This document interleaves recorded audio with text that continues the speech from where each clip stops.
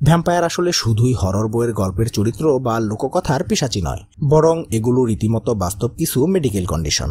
বর্তমান মানব সভ্যতা জ্ঞানবিজ্ঞানে এতটা এগিয়ে যাবার কল্যাণে অনেক মজার ব্যাপারই বর্তমানে আমাদের সামনে চলে আসছে। এখন ইতিহাসের অদ্ভুত লোককথাগুলোকেও বিজ্ঞান তার নানা গবেষণায় প্রাপ্ত ফলাফলের ভিত্তিতে খুব সহজেই ব্যাখ্যা করে দিচ্ছে। হ্যালো বন্ধুরা, রহস্য বিচিত্রার আরও একটি নতুন ভিডিওতে স্বাগতম। বন্ধুরা, নানা রকম হরর চলচ্চিত্রের কল্যাণে রক্তখাকু ভ্যাম্পায়ারদের কথা কম বেশি আমাদের সকলেরই জানা। তাছাড়া পৃথিবীর বিভিন্ন লোককথাতেও শতাব্দীর পর শতাব্দী ধরে ভ্যাম্পায়ারদের নানা রকম ভয়ঙ্কর সব গল্প প্রচলিত হয়ে আসছে। গল্পগুলো ভিন্ন হলেও ভ্যাম্পায়ারদের চরিত্রটা মূলত একই রকম। এরা ফ্যাকাশে চামড়ার রক্তপিপাসু মৃত মানুষ, যারা চলাফেরা করতে পারে এবং সূর্যের আলোর সংস্পর্শে এলেই এদের শরীর ঝলসে যায়। তবে সত্যি কি এগুলো শুধুমাত্র শ্রুতি কথা, নাকি বিজ্ঞানের আলোকেও ভ্যাম্পায়ারদের অস্তিত্ব রয়েছে, তাই নিয়ে আমাদের আজকের আয়োজন। চলুন বন্ধুরা, ভিডিওটি শুরু করা যাক।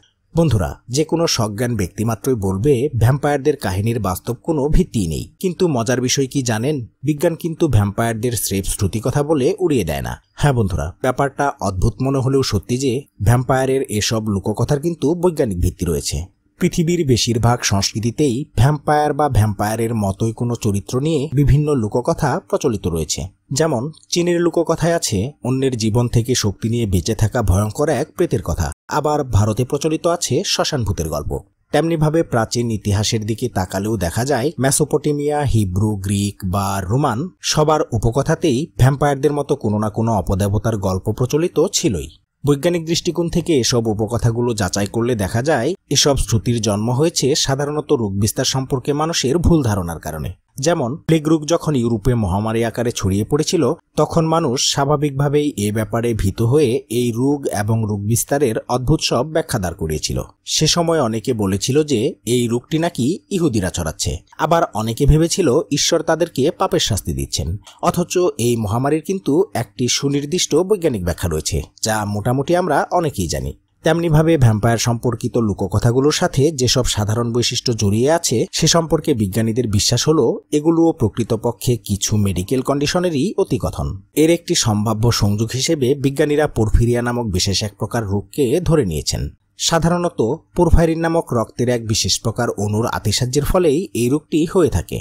আমরা জানি রক্তে প্রোটিন সমৃদ্ধ এক প্রকার বড়সড় কণিকার নাম হিমোগ্লোবিন, যার মাধ্যমেই আমাদের দেহে অক্সিজেন আর কার্বন ডাইঅক্সাইড সঞ্চালিত হয়ে থাকে। আর এই হিমোগ্লোবিনের মাঝে থাকা কার্বন, নাইট্রোজেন আর হাইড্রোজেনের একটি রিংই হলো পোরফাইরিন রিং। সাধারণত এক বিশেষ প্রকারের এনজাইম এই পোরফাইরিনকে হেম গ্রুপে রূপ দেয়, আর সেখান থেকেই হিমোগ্লোবিনের কাজ শুরু হয়।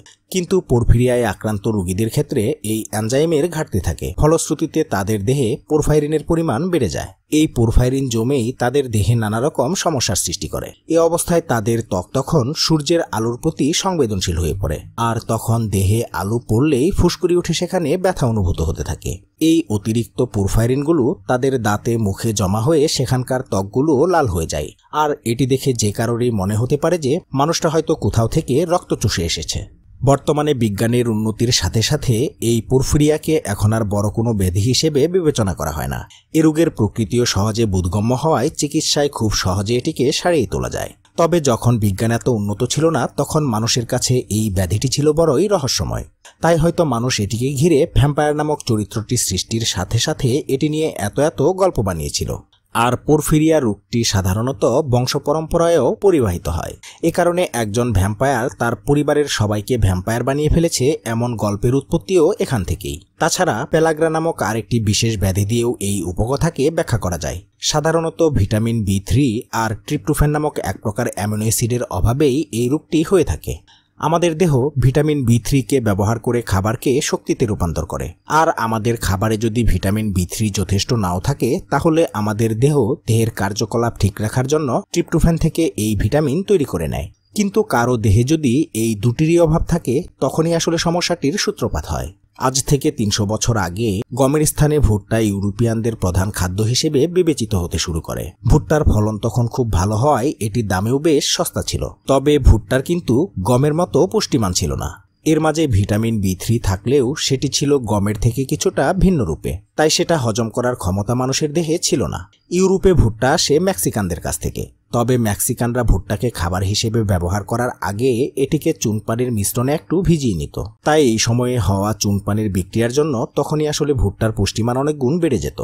তবে ইউরোপিয়ানদের মাঝে ভুট্টাকে চুনপানিতে ভিজিয়ে নেওয়ার চর্চাটি ছিল না, তাই ভিটামিন বি3 থেকে তারা বঞ্চিত হতো। এর মধ্যে আবার ভুট্টায় ট্রিপ্টোফ্যানের কোনো অস্তিত্ব নেই। এই কারণে যত ভুট্টাই খাওয়া হোক না কেন, গম থেকে পাওয়া প্রয়োজনীয় ভিটামিনের অভাব মানবদেহে কোনোভাবেই পূরণ হচ্ছে না। তাই খাদ্যের এই পরিবর্তনের সময়েই ইউরোপে বেশ দ্রুতগতিতে পেলাগ্রা নামক রোগটি ছড়িয়ে পড়তে শুরু করে। পেলাগ্রা আর পোরফিরিয়ার উপসর্গগুলো বেশ সাদৃশ্যপূর্ণ। এই রোগের ফলেও সূর্যের আলোর প্রতি সংবেদনশীলতার কারণে বাহিরে বের হলেই দেহে ফুসকুড়ি পড়ে যেত। এই ফুসকুড়ি আবার এ রোগের ক্ষেত্রে বেশ ভয়ঙ্কর। এক্ষেত্রে ত্বক যেন পুরু ফ্যাকাশে কাগজের মতো হয়ে যায়। এই রোগাক্রান্তদের মুখ লাল হওয়ার সাথে সাথে জিহ্বাও বেশ ফুলে যায়। তখন জিহ্বায় দাঁতের দাগ পড়ে যাওয়ায় দেখে মনে হয় যেন মুখের ভেতর দাঁতগুলো অনেক বড় বড় হয়ে গেছে। আর লোককথায় প্রচলিত ভ্যাম্পায়ারদের চেহারাকেও তো আমরা এমনটাই ভেবে থাকি।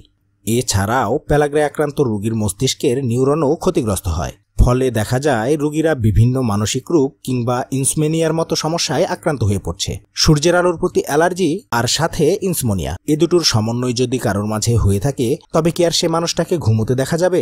গল্পের ভ্যাম্পায়াররা এই কারণেই রাতে ঘুমায় না।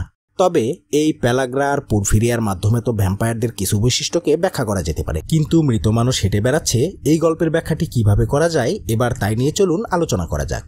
বন্ধুরা, কোনো বিজ্ঞানীর মতে ক্যাটালেপসি নামক এক প্রকার স্নায়বিক ব্যাধি থেকেই এই গল্পটির উৎপত্তি ঘটেছে। ক্যাটালেপসি নামক রোগটিতে যখন কোনো ব্যক্তি আক্রান্ত হয়, তখন তার সেন্ট্রাল নার্ভাস সিস্টেম বাধাগ্রস্ত হয়ে পড়ে। তাই রোগী তখন নড়াচড়া করতে পারে না। এ অবস্থায় হৃদস্পন্দন আর শ্বাস প্রশ্বাস এতটাই ধীর হয়ে যায় যে রোগীকে দেখে যে কারোরই মনে হতে পারে সে হয়তো মৃত। আমাদের কাছে বর্তমানে অনেক উন্নত ও সংবেদনশীল যন্ত্রপাতি থাকায় সেগুলো দিয়ে কারো মাঝে যদি জীবিত থাকার ক্ষুদ্রতম লক্ষণও থেকে থাকে তা আমরা বের করে ফেলতে পারি। তবে আগে কিন্তু এমনটা ছিল না। তাই সেই সময়ে ক্যাটালিপটিক অবস্থায় থাকা কাউকে মৃত ভেবে ফেলাটা আসলে অনেকটা স্বাভাবিকই ছিল। তাই এ অবস্থায় অনেক সময় রোগীকে মৃত ভেবে কবর দিয়ে ফেলা হতো। আর কবরে গিয়ে যখন ওই অসুস্থ মানুষগুলো সম্বিত ফিরে পেত বা ক্যাটালিপটিক অবস্থা কেটে যেত, তখন অনেক রোগীর পক্ষেই কবর থেকে বাইরে বের হয়ে আসাটা অস্বাভাবিক নয়। আর তখন কেউ যদি দেখে কবর থেকে কেউ উঠে এসে হেঁটে বেড়াচ্ছে, তাকে কি আর কোনোভাবে বোঝানো সম্ভব যে এ ব্যক্তি আসলে জীবিতই, কোনো ভ্যাম্পায়ার নয়? এই তিনটি ব্যাধি এখনও পৃথিবীতে টিকে আছে, কিন্তু সবগুলোরই চিকিৎসা সম্ভব। আর এখন পর্যাপ্ত চিকিৎসা হওয়ায় রোগগুলোর ব্যাপ্তি অনেকটা কমে গেছে। তাহলে দেখা গেল ভ্যাম্পায়ার আসলে শুধুই হরর বইয়ের গল্পের চরিত্র বা লোককথার পিশাচি নয়, বরং এগুলো রীতিমতো বাস্তব কিছু মেডিকেল কন্ডিশন। বর্তমান মানব সভ্যতা জ্ঞানবিজ্ঞানে এতটা এগিয়ে যাবার কল্যাণে অনেক মজার ব্যাপারই বর্তমানে আমাদের সামনে চলে আসছে। এখন ইতিহাসের অদ্ভুত লোককথাগুলোকেও বিজ্ঞান তার নানা গবেষণায় প্রাপ্ত ফলাফলের ভিত্তিতে খুব সহজেই ব্যাখ্যা করে দিচ্ছে। তাই প্রযুক্তির উৎকর্ষের এই সময়ে দাঁড়িয়ে আমরা নিজেদেরকে ভাগ্যবান বলতেই পারি। তো বন্ধুরা, আজকের ভিডিওটি এই পর্যন্তই। ভিডিওটি আপনাদের কাছে কেমন লাগলো তা অবশ্যই কমেন্টে লিখে জানাবেন। ভালো লাগলে অবশ্যই একটি লাইক দিবেন আর চ্যানেলটিকে সাবস্ক্রাইব করে পাশে থাকা বেল আইকনটি প্রেস করে দেওয়ার অনুরোধ তো থাকলোই। কথা হবে পরবর্তী ভিডিওতে। ভালো থাকবেন সবাই, ধন্যবাদ।